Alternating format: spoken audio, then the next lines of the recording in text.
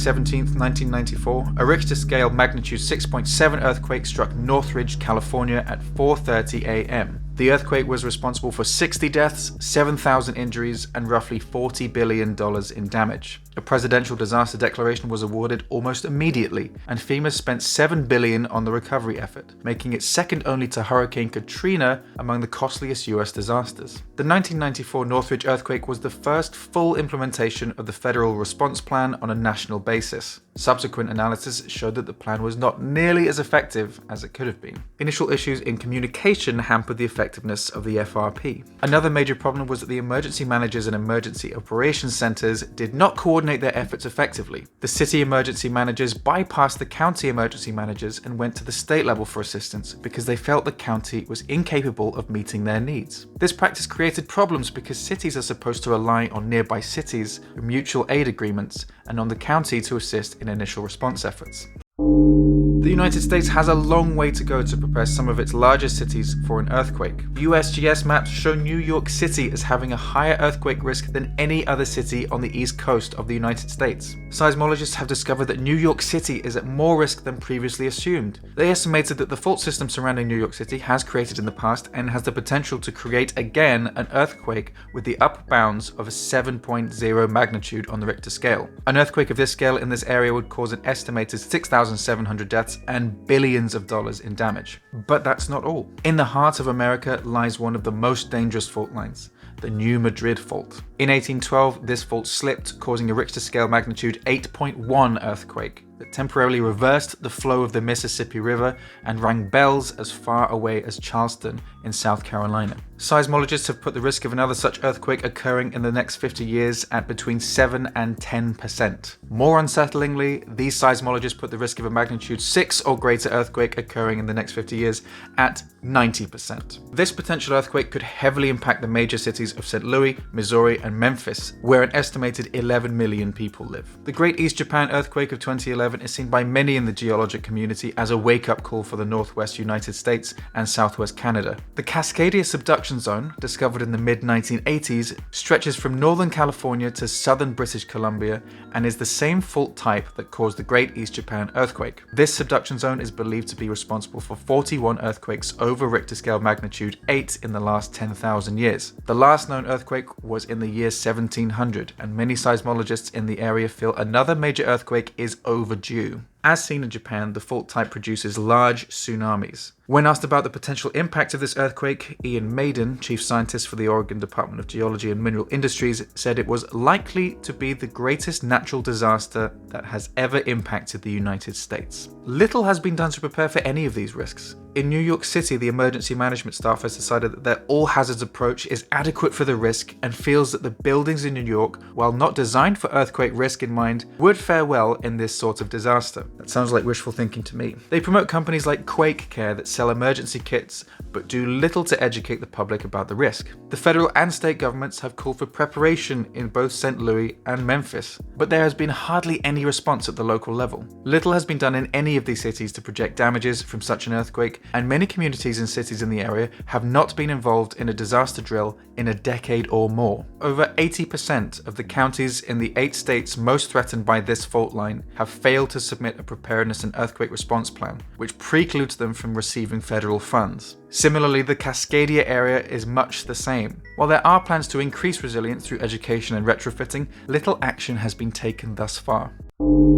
So let's have a look at what Japan's doing. The current emergency management system in Japan evolved in 1961 following significant losses from Typhoon Issei-1 just 2 years earlier. The system was based on lessons learned from this disaster, primarily that the localities were not prepared to respond to disasters and that the central government had not done enough to prepare the area. This line of thinking led to a directive approach to disaster preparedness and response. Japan's system has the local, prefectural, and central levels of government sharing responsibilities. Local governments are responsible for developing local disaster plans, executing many first responder duties, and directing recovery efforts. The prefectural and subsequently the central governments are primarily involved in planning, capacity, and become involved in disaster response only after the local government is overwhelmed and cannot respond in a way that guarantees the safety of the public. Not a million miles away from the US system, but maybe we could say that it's more anticipatory, that local levels are going to be overwhelmed. The fundamental piece of legislation related to disaster management in Japan is the Disaster Countermeasures Basic Act of 1961.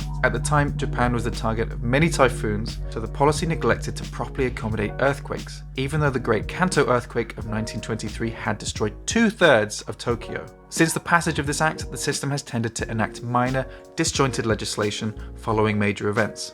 Following the 1995 Hyogoku Nambu earthquake, which is what we'll remember in the West as the Kobe earthquake, the basic plan for disaster prevention was revised to require periodic emergency drills throughout the country to enhance preparedness and increase resilience. The Hyogoku Nambu earthquake surprised emergency managers in Japan because they had primarily been preparing for an earthquake off the coast of Tokyo. This is understandable as the history of earthquakes in Japan tend to focus around that area, but a large part of the rest of Japan is also threatened by imminent major earthquakes. As part of the basic plan, Japanese schools hold an earthquake drill every year on the first day of classes. Children are trained to take cover under desks, know the evacuation routes, and don helmets kept on hand. Private organizations and businesses run drills for rescuing stranded motorists. The national government has trucks containing a diorama of a living room that can be shaken by a system of springs to simulate different magnitudes of an earthquake. The Natural History Museum in London also has a very similar thing. It's great and absolutely terrifying for children. Japan's approach to emergency management has been described as reactive and fragmented. In Japan, if an emergency or disaster identifies a gap in the current law,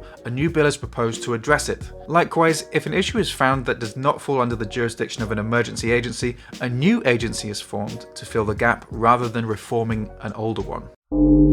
In the directive approach taken in Japan, local governments are responsible for training staff involved in disaster management. The norm, however, was that this training did not occur and personnel were more or less trained on the job. The Japanese disaster management system relies far more on structural solutions than on organizational or personnel development. When a disaster strikes, efforts to prevent a future occurrence focus on developing new technologies rather than fomenting organizational change, educating employees, or changing current practices. The Japan Meteorological Agency is the leading government agency in Japan concerned with the mitigation and prevention of natural hazards. The JMA is a very busy agency, performing the duties carried out by at least 3 US government agencies. This agency is responsible for tracking all weather-related phenomena, as well as tsunamis, earthquakes, and volcanic eruptions. One of the major components of this is their extensive use of sensors. For example, when the primary waves arrived from the Great East Japan earthquake, the closest inland sensor interpreted the waves and the system issued a warning to major businesses, railway operators, factories, hospitals, schools,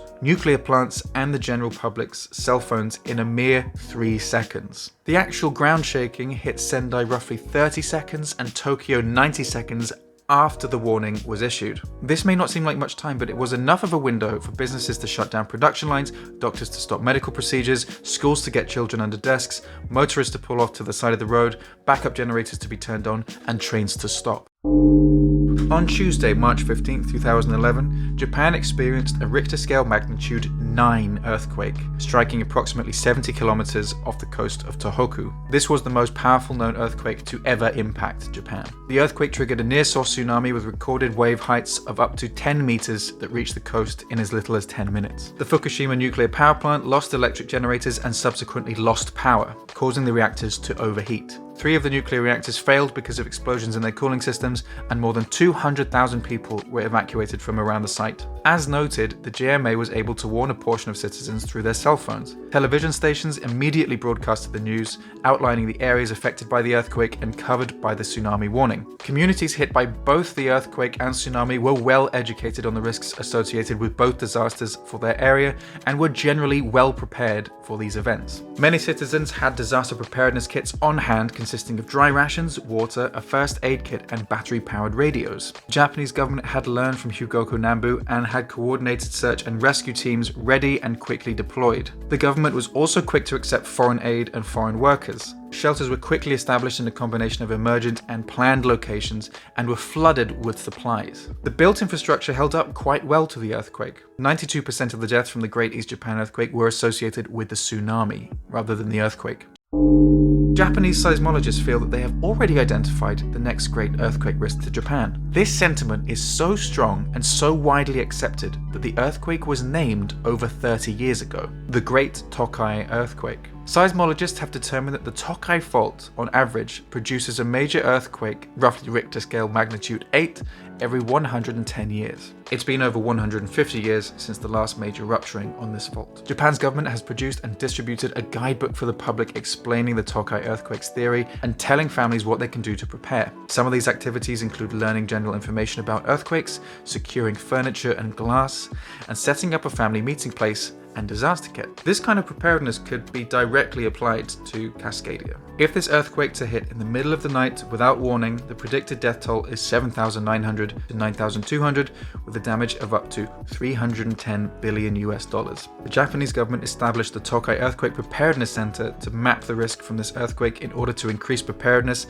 and allow for resilient building activities. The detail on these maps is impressive. As of March 2011, this center had mapped 6,449 areas prone to landslide and more than 58,000 houses at risk of fire following this earthquake. The Japanese and US approaches to earthquake preparedness and response are very different. The US system is defined by its bottom-up structure, all-hazards approach, strong laws, and pronounced lines of control between local and federal levels, and an incident command system. The Japanese system relies on development of advanced technology, a directive approach, a little bit more top-down, technologically proficient emergency management staff, on-the-job training, a single hazards approach, integrated earthquake drills, and a newfound integration of volunteers. Volunteering in Japan isn't really quite as common as a cultural thing as it is in the US, but after Kobe it is growing. When considering a single hazard approach, Japan is arguably the world leader in almost all aspects of earthquake preparedness. Japan has gone much further than the United States in implementing mitigation measures in earthquake-prone areas,